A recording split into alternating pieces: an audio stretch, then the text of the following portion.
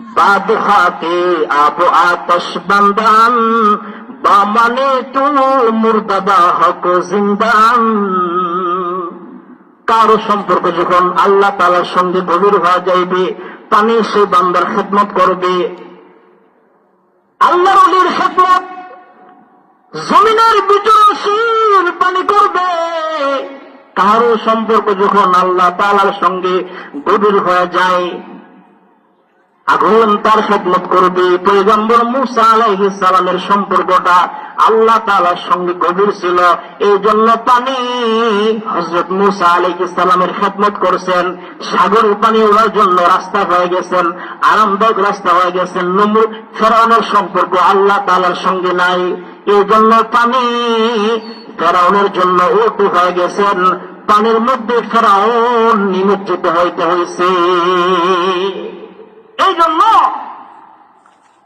আপনার আমার সম্পর্কটা যদি আল্লাহ তাআলার সঙ্গে গভীর করতে চাই, আল্লাহ তাআলার ওলিদের হাতে যদি আপনার আমার নামটা লিখাইতে চাই, তাহলে 1 নাম্বার শর্ত হইল হার অবস্থায় কি করতে হবে?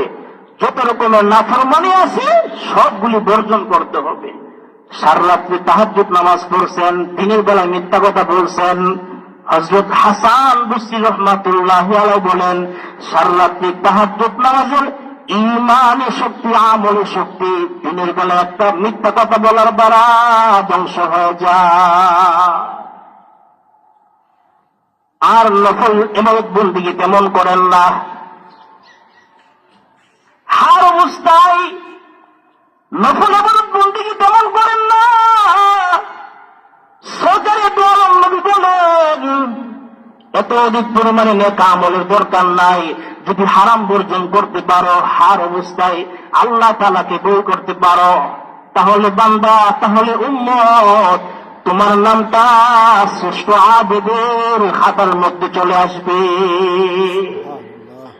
قال النبي صلى الله عليه وسلم قال النبي صلى الله عليه وسلم اتق المحارم تكن أعبد الناس।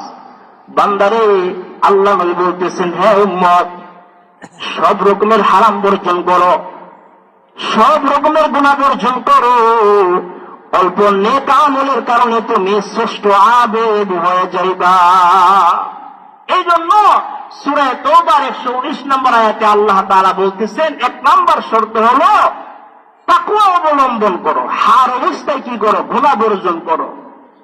2 নাম্বার হলো ওয়াকুনু মা'আস সাদিকিন।